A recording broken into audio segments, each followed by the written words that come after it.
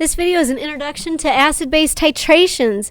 If you are sad that buffers are done, you can turn your frown upside down and revisit titrations. I think you titrated a little bit earlier in the year in chapter 4.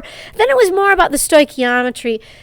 A titration really is just a reaction between an acid and a base, and the calculations are just stoichiometry. Now we'll look at it a little bit more from an acid-base standpoint. Some vocab that we should be familiar with when it comes to titrating. It's a method of determining the concentration of an unknown acid or base by mixing it with a solution of known molarity. If you had, let's say, like a sodium hydroxide and hydrochloric acid titration. It's a basic neutralization or double replacement. You'll always form water, HOH or H2O, and some kind of a salt. So in this case, it would be sodium chloride. You have to know the concentration of one solution. So it could be that I know the sodium hydroxide and the concentration of the HCl is unknown, or vice versa. The delivery of a measured volume of solution of known concentration. The solution of known concentration is called your titrant. It's the one in the burette, because you're going to measure the amount of known concentration solution that you add to the unknown. So if I had this is going to be a great sketch. If I had like a visual of a titration, it's been a while. Here's a burette. Oh, that's kind of a good burette. Oh, I can do better. There. That's a nice burette. Then I'd have a flask. Oh, that's not bad either. There's my flask. The solution of known concentration goes in the burette. So this would be known molarity. It can be the acid or the base, but it's whatever solution you do know the concentration of. We're going to measure the volume of that known solution added to the unknown. The unknown is called the analyte. It goes in the flask. So down in the flask, this would be my unknown molarity. All right, so we're going to mix the two together. We're going to measure the amount of known solution it takes to reach something called the equivalence point. The equivalence point is when we've reached the stoichiometric ratio in the balanced equation. Sometimes people get this mixed up a little bit. When they hear the word equivalence point, they think, well, something is equal. Kind of. The ratio that we have equals the ratio from the balanced equation. But you can't say that like the moles of acid equals the moles of base. Because what if you had a situation like, what if you had this? Like calcium hydroxide and hydrochloric acid. Oh, I should give myself a little more room. What if I had this? And I do a little double replacement. I get some calcium chloride. And then I get my water, my HOH or my H2O. This is not 1-to-1 ratios anymore. I need a 2 and I need a 2. So at the equivalence point, I will have twice the moles of acid. So it's not that moles of acid and base are equal. You have equal amounts of hydrogen and hydroxide, but we've reached the stoichiometric ratio from the balanced equation. That's the best way that I describe the equivalence point. How do you know when you reach the equivalence point? I mean, you can add acid and base. You can mix them together. You're just forming some kind of salt water. So there's no visual clue when you've reached the equivalence point unless you use something called an indicator. Acid-base indicators will change colors in specific pH ranges. We call that their end point. The end point is when the indicator changes colors and you'll stop your titration. There are tons of different kinds of indicators, and this is a decent chart. It'll show you like the color in the acidic solution, the color in the basic solution, but then maybe even more important, they'll show the range where they change pH, and eventually that's going to be important. Like, I mean, if I'm mixing sodium hydroxide and hydrochloric acid, at the equivalence point, this thing is 1,000,000% neutral, pH 7. I form sodium chloride and water, and sodium chloride is 100% neutral. So I would want to pick an indicator that'll change colors around a pH of 7. Now, if I picked thymol blue, the pH is going to change colors like around a 2, and I'm nowhere near the equivalence point. So that's kind of one thing that we'll look at when we're trying to choose an appropriate indicator.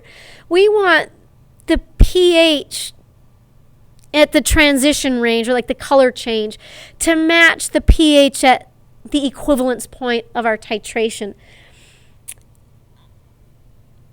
Another little thing that we could kind of mark in here, in general, if you're titrating a strong acid and a strong base, at the equivalence point, the pH really should be neutral.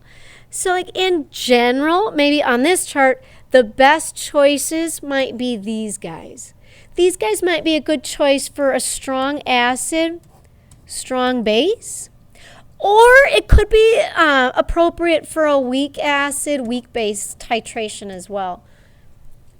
If at the equivalence point your pH is going to end up being around 7, litmus or brome thymol blue would be a good choice.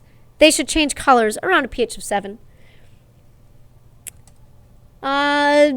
Methyl orange, thymol blue, still change colors in a pretty acidic pH range. These might be a better choice for the titration of a strong acid and a weaker base. Even though I'm at the equivalence point, the strong acid is going to barf out hydrogen like crazy, but the weak acid is not going to pick it all up. There will be extra hydrogen in the solution. The weak base isn't going to dissociate enough to pick up all the hydrogen. So you may still be at the stoichiometric ratio in the balanced equation, and it ends up being slightly acidic. Or these guys on the bottom, the pH is still slightly basic. These might be the better choice for a weak acid, strong base titration. Again, the strong base is going to produce tons of hydroxide.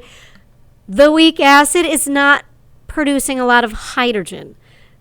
So you're still going to have extra hydroxide in the solution. Again, even though you've reached the stoichiometric ratio in the balanced equation, it's kind of just the nature of the particles.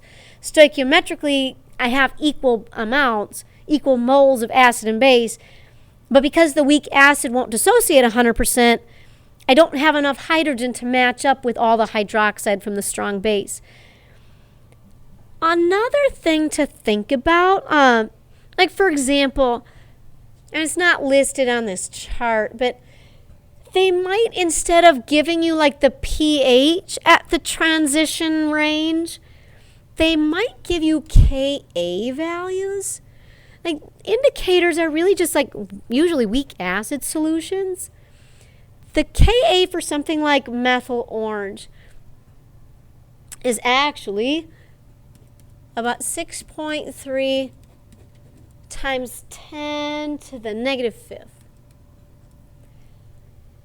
Another common one is like phenolphthalein. The Ka for phenolphthalein, I just looked these up, and they're not listed here. It's about 3.2 times 10 to the negative 10th.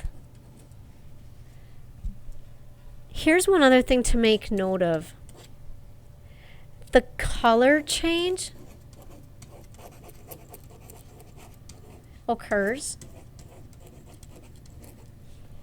when the pKa equals that pH. So instead of giving you pH values, they might give you a chart with Ka values. And then they might say, like, what's an appropriate indicator for this titration? And I could just take opposite log of these K values and say, okay, well, if it's a strong acid and a weak base, I should have an indicator that changes colors in a range that's still slightly acidic. So if I take the opposite log of this 6.3 times 10 to the negative fifth, I should still be slightly acidic. So be aware of that. That might be another way that they would give you an indicator chart. You obviously don't need to memorize all these indicators, but instead of giving you a pH range, they might give you K values for the indicators. So that might help too, to pick an appropriate indicator. You may or may not have graphed titrations in first year chem. It's always like right at the end of the year. If there's time, you graph it. If there's not, you just titrate and give it a whirl. But here's kind of what happens if we were to graph pH changes as we titrate. This is a strong acid and a weak base. The strong acid is hydrochloric.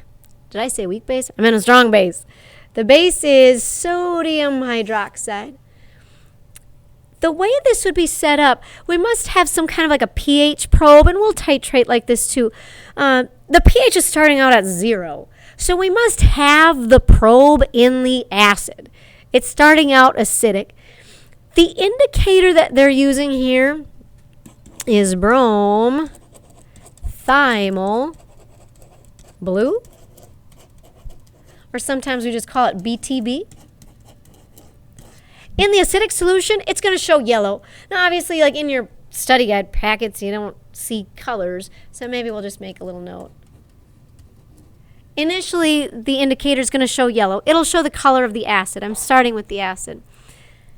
From my burette, I would slowly start dripping in base.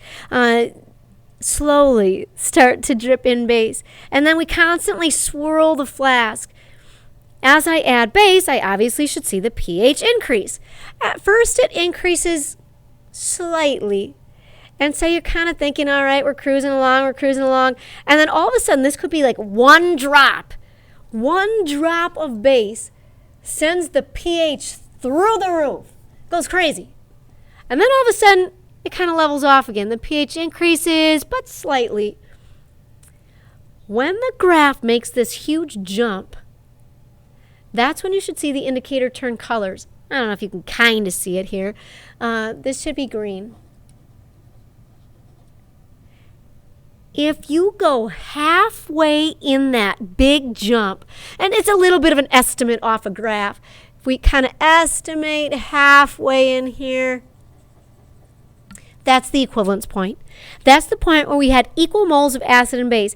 And I mean, it's tricky because one drop could go beyond the equivalence point. And we've all done that titration with like the pink indicator where you try to like get the end point where it's like really pale pink.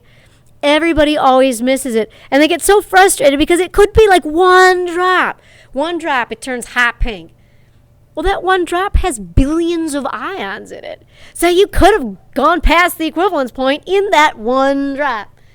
So we kind of estimate this off the graph. If we go halfway in that big jump, that's the equivalence point. Two things come out of this point on the graph. If we follow it across, we can get the pH at the equivalence point. This should be a strong acid, strong base. pH should be 7.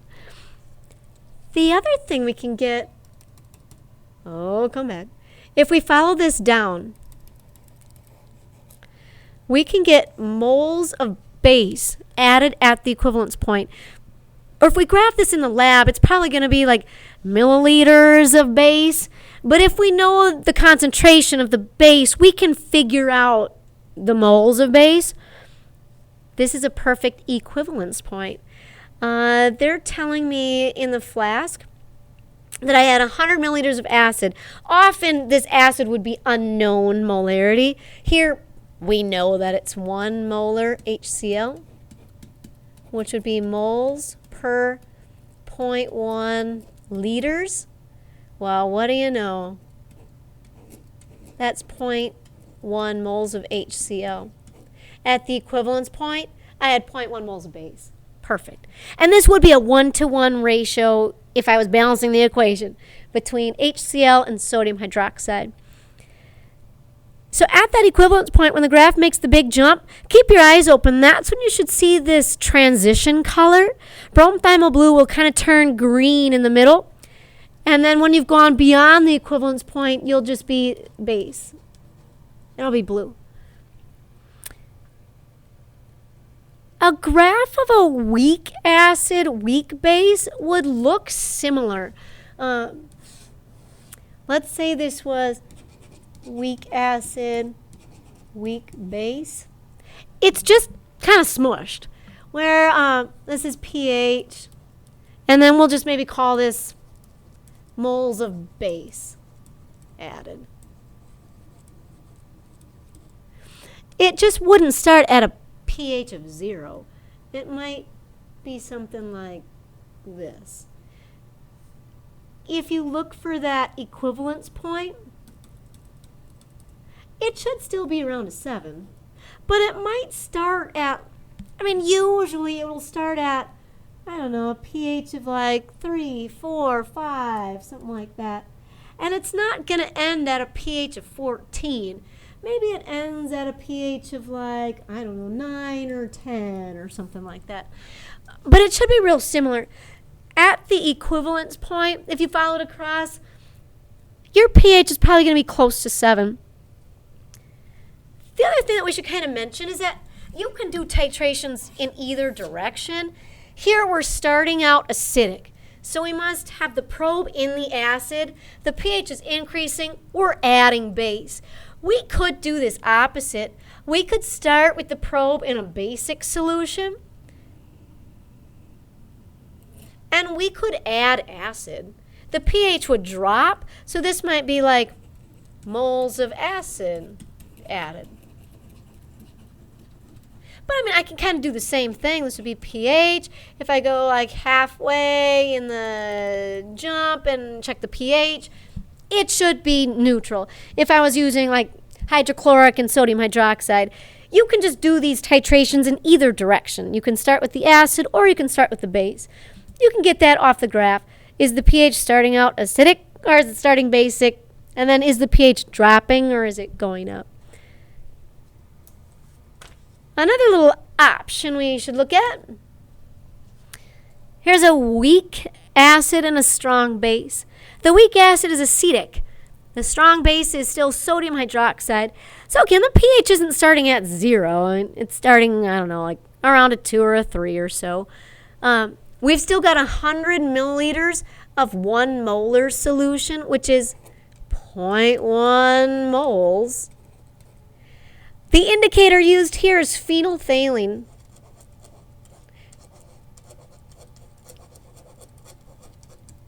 This is probably the one that you've used before.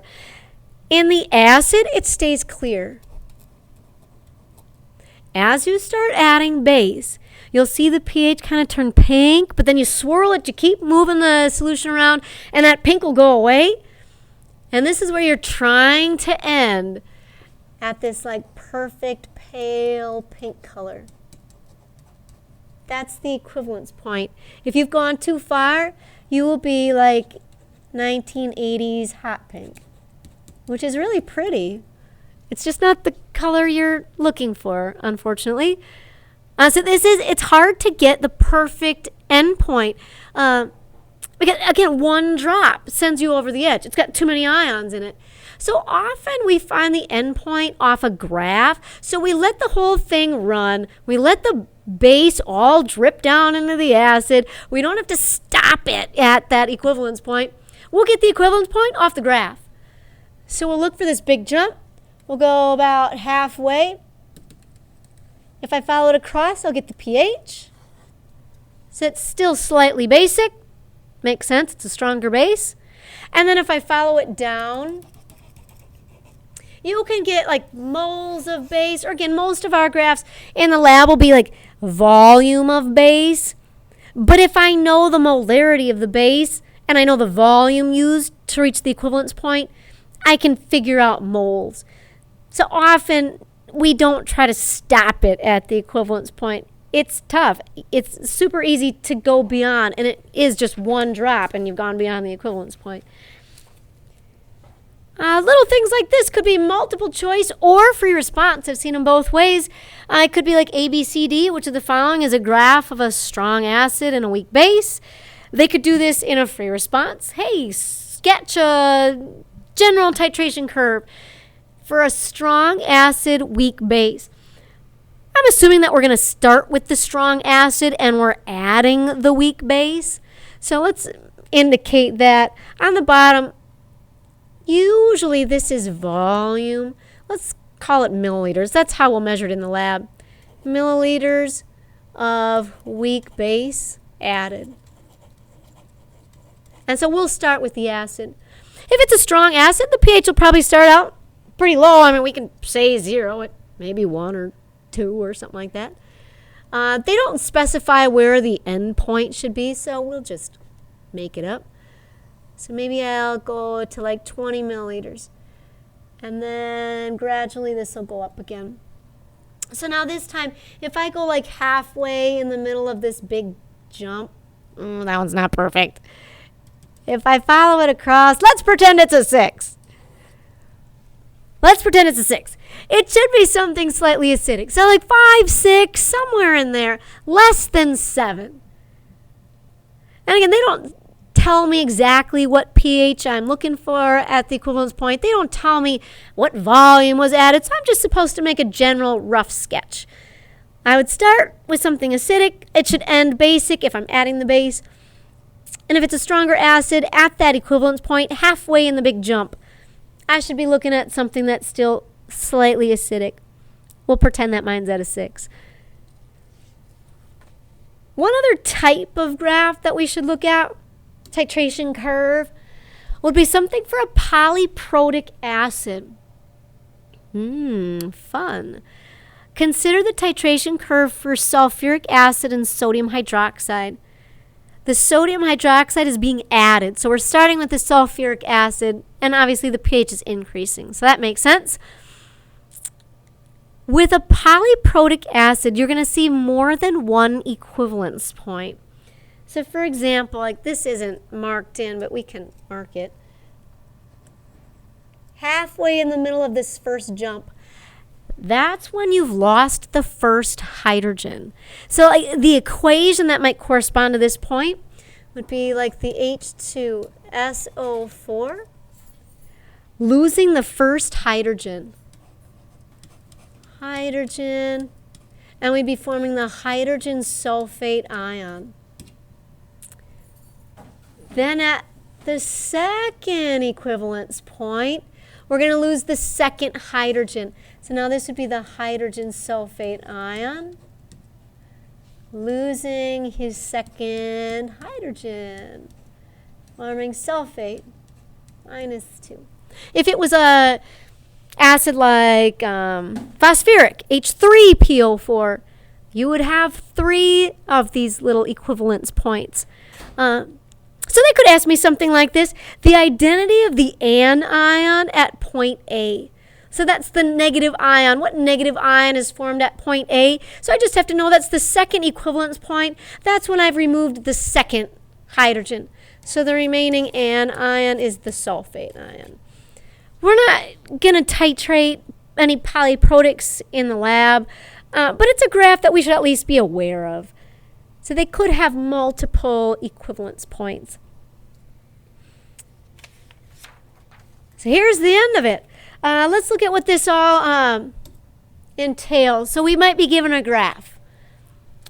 Up on top it tells me that I had 50 milliliters of hydrochloric acid of unknown concentration.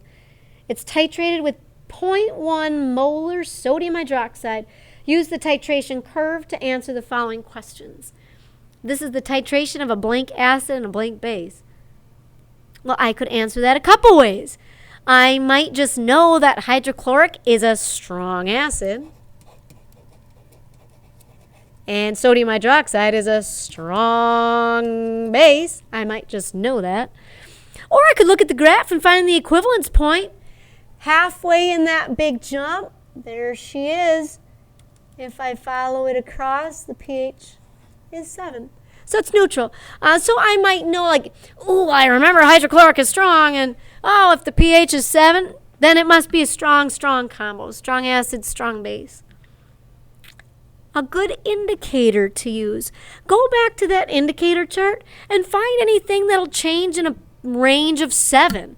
So I think of the ones listed, litmus is good. Or that other one that we kind of mentioned that goes yellow, green, blue. It's bromothiamyl blue. We'll just call it BTB. You don't have to memorize indicators. They'll give you an indicator chart if they want you to answer a question kind of like that. How many milliliters of sodium hydroxide were added at the equivalence point? That's going to be kind of an estimate. We'll follow this down. I don't know. What do you want to say? Like 23, 24, somewhere in there? I kind of like even numbers. Let's call it 24. That's an approximate. We're estimating off the graph. So what's the concentration of the unknown acid?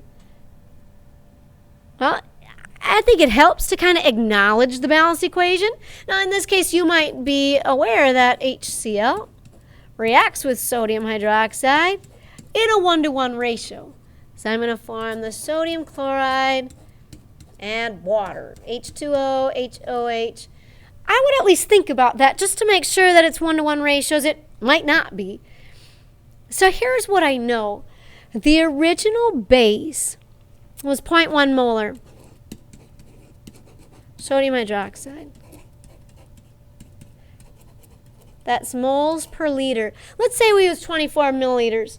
So that would be approximately 0.024 liters at the equivalence point. And again, the equivalence point is when I should have moles that match the ratio in the balanced equation.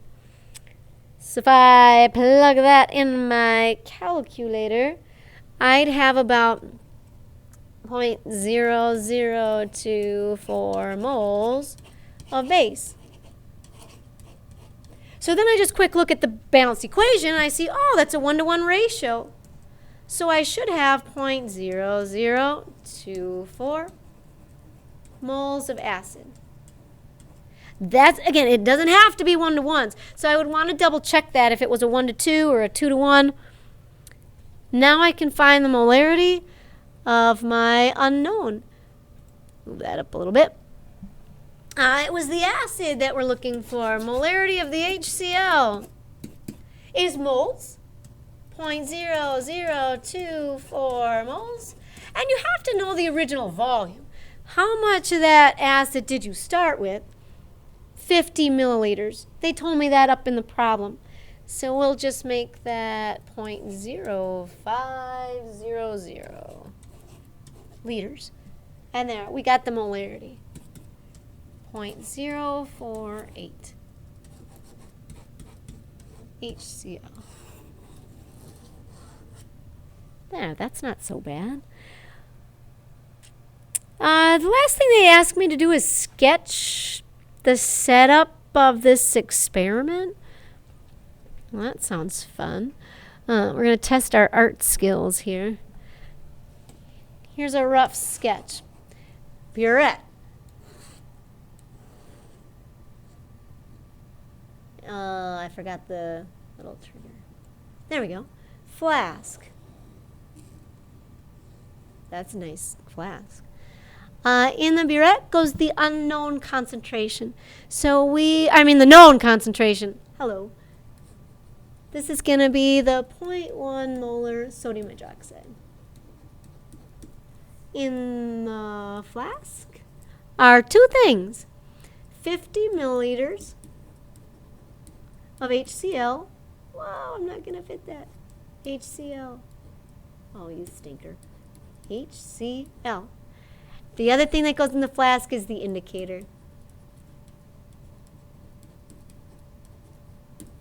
There. I'm going to titrate this. I'm going to add base to the acid. I could stop when I see the color change, or I could just let the thing graph. We'll just graph the whole titration. We'll add all the base. And then off the graph, I can get the equivalence point.